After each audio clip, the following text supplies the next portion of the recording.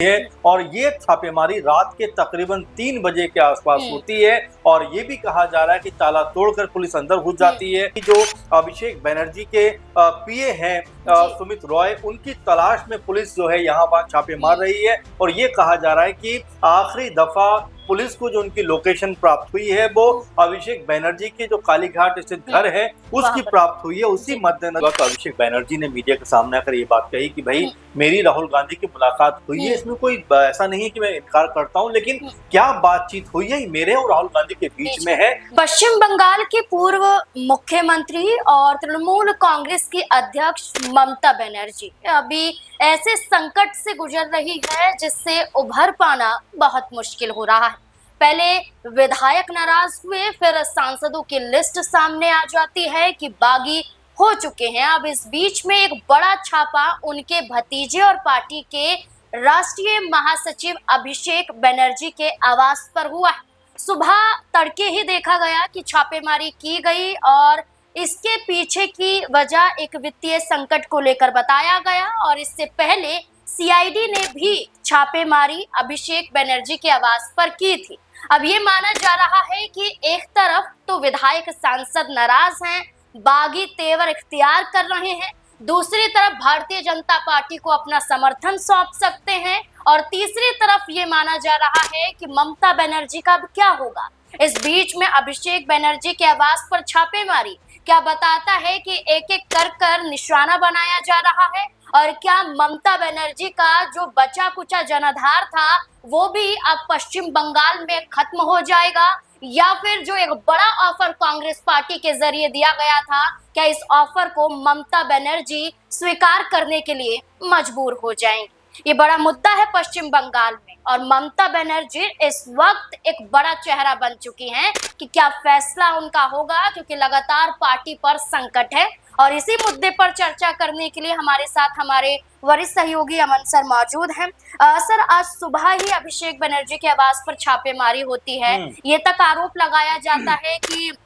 जो पुलिसकर्मी होते हैं वो ताला तोड़कर घर के अंदर घुस जाते हैं, ये आरोप लगाए जाते हैं। ममता बनर्जी पहुंच जाती है और ये कहती है कि लोकतंत्र का हनन है। एक तरह से ये पूरा मुद्दा क्या था और क्या कुछ नजर आ रहा है? देखिए बिल्कुल नाज़मीन, और लगातार ऐसा लगता है कि टीएमसी के ऊपर अब मुश्किलों का जो पहाड़ है वो और ज्यादा उनके लिए परेशानी का सबब बनता हुआ दिखाई पड़ता है, क्योंकि अब तक हम देख रहे थे कि तमाम उनके जो विधायक है, सांसद हैं, किनारा करते हुए दिखाई पड़ते हैं, कई गुट बनते हुए नजर आते हैं। लेकिन इसी बीच एक बड़ी खबर सामने आती है कि पार्टी के जो महासचिव हैं अभिषेक बनर्जी और ममता बनर्जी के भतीजे भी हैं, उनके कालीघाट में जो उनका आवास है वहां पर पुलिस जो है छापेमारी करती है और ये छापेमारी रात के तकरीबन 3 बजे के आसपास होती है और ये भी कहा जा रहा है कि ताला तोड़कर पुलिस अंदर घुस जाती है और काफी देर तक सर्च अभियान चलता है। लगभग 4 घंटे का समय बताया जा रहा है कि 3 बजे से 6 या 7 बजे तक ये जो सर्च अभियान है ये चलता हुआ दिखाई पड़ता है, छापेमारी होती हुई दिखाई देती है। और जो खबर निकलकर सामने आती है कि दरअसल ये छापेमारी इसलिए की गई है कि जो अभिषेक बनर्जी के पीए हैं सुमित रॉय, उनकी तलाश में पुलिस जो है यहाँ वहाँ छापे मार रही है और ये कहा जा रहा है कि आखिरी दफा पुलिस को जो उनकी लोकेशन प्राप्त हुई है वो अभिषेक बनर्जी के जो कालीघाट स्थित घर है उसकी प्राप्त हुई है। उसी मद्देनजर पुलिस ने ये छापेमारी की। अब ये कहा जा रहा है कि जिस तरह से लगातार छापेमारी हो रही है, एफआईआर दर्ज की जा रही है, उसको देखकर तो ऐसा लगता है कि ममता बनर्जी जो एक समय सबसे मजबूत चेहरा और सबसे ताकतवर महिला चेहरे के तौर पर देखी जाती थी वेस्ट बंगाल में, अब उनकी ताकत, उनका जो अब तक जो रुतबा रहा है, रसूख रहा है, उसको कमजोर करने का प्रयास किया जा रहा है। क्योंकि ना सिर्फ अभिषेक बनर्जी बल्कि उनके साथ में जो कदम से कदम मिलाकर चलने वाले लोग थे, जो कंधे से कंधा मिलाकर चलने वाले लोग थे और जिनकी पॉलिटिकल तौर पर कोई बड़ी हैसियत दिखाई नहीं पड़ती थी, उनको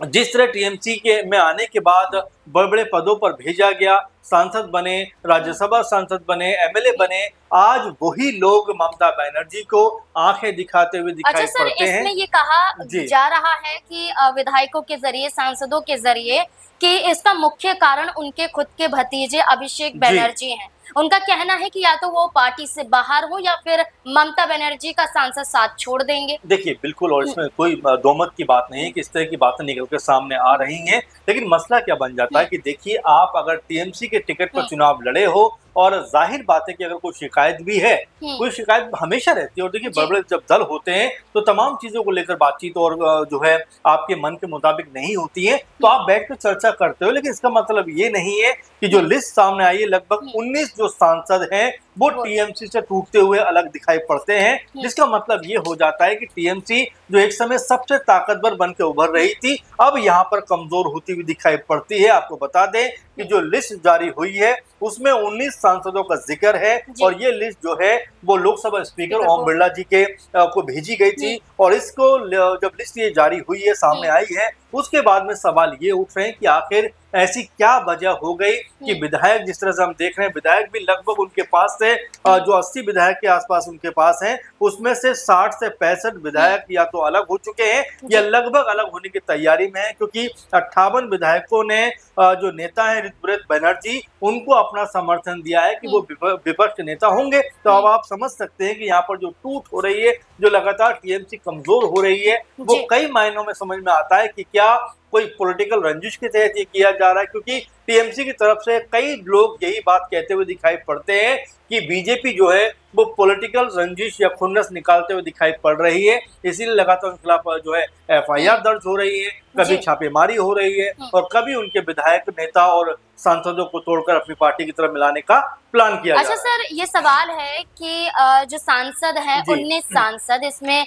शिवानी घोष की बात करें, यूसुफ पठान की बात करें, ये तमाम सांसदों की अब अगली रणनीति क्या होगी, अगला कदम क्या होगा, क्या लगता है आपको? देखिए, बिल्कुल स्पष्ट होता हुआ दिखाई पड़ता है, क्योंकि यूसुफ पठान ने जिस तरह से कुछ दिनों पहले स्टेटमेंट भी दिया था कि बीजेपी को हराना आसान नहीं है, ताकतवर पार्टी है, और उनके काम की भी तारीफ करते हुए दिखाई पड़े थे। और साथ में जो खबर निकल कर आ रही हैं, चाहे कोकिला घोष हो या और तमाम लोग हो, जिस तरह की बातों को रखते हुए दिखाई पड़ते हैं, क्योंकि आप देखेंगे कि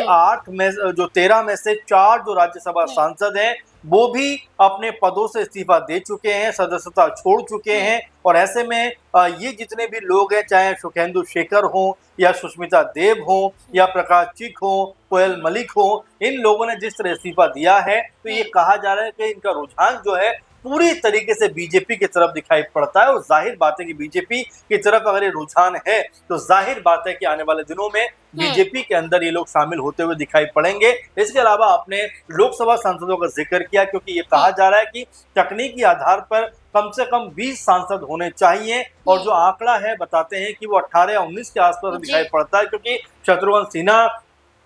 इसमें दिखाई नहीं पड़ते। और जिस तरह महुआ मोइत्रा ने कहा है कि सियानी घोष तो मेरी छोटी बहन की तरह है, मेरी बेटी की तरह है, हो सकता है कि वो भी इस तरफ आती हुई दिखाई पड़ जाए, क्योंकि जिस तरह का माहौल यहाँ पर दिखाई दे रहा है, ऐसा लग जरूर रहा था कि पूरे का पूरा कुनबा उस तरफ जा सकता है। लेकिन अब कई सांसद ऐसे हैं जो यहाँ पर हो सकता है कि उनका विचार या उनका मत बदलता हुआ दिखाई पड़े। तो ऐसे में जो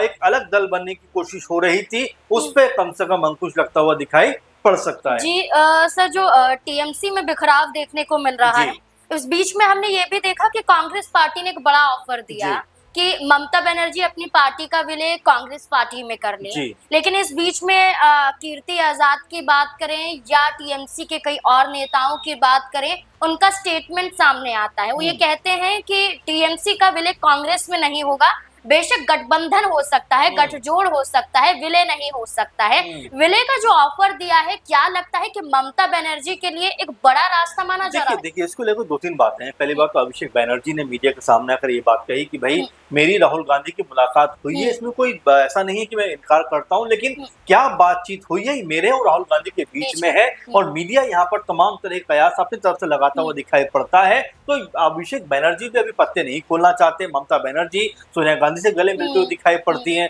बातचीतों का दौर होता हुआ दिखाई देता है। और इस तरह की जो अनुमान लगाया जाता है कि हो सकता है कि टीएमसी और कांग्रेस पार्टी का विलय यहाँ पर होता हुआ दिखाई दे, लेकिन अभी तक इसको लेकर कोई ऑफिशियल अनाउंसमेंट नहीं है। लेकिन हाँ, ये जरूर कहा जा सकता है कि जिस तरीके से टीएमसी के अंदर टूट होती हुई दिखाई पड़ रही है। जिस तरह से टीएमसी में तमाम नेता बागी होते हुए नजर आते हैं, हो सकता है कि यहाँ पर पार्टी को बचाने के लिए कांग्रेस के साथ में विलय करते हुए दिखाई पड़े। हालांकि अभी इसको लेकर कोई भी ऑफिशियल खबर या कोई अनाउंसमेंट नहीं है, लेकिन अनुमानित तौर पर ऐसा लग रहा है कि लगातार जो मुलाकातें कांग्रेस पार्टी के साथ में हो रही हैं, लगातार अभिषेक बनर्जी जो राहुल गांधी से मुलाकात कर रहे हैं, उसके भी मायने निकलकर सामने आते हैं कि हो सकता है आने वाले दिनों में इस तरह का रुख भी निकलकर सामने आता हुआ दिखाई पड़ जाए। जिस बीजेपी ने टीएमसी को उखाड़ फेंका, उसी टीएमसी को बचाने के लिए कांग्रेस पार्टी एक बड़ा मौका दे रही है, एक बड़ा ऑफर दे रही है। और इस बीच में टीएमसी के कई चेहरों के घर पर छापेमारी भी देखी गई, इस पर चर्चा भी की गई।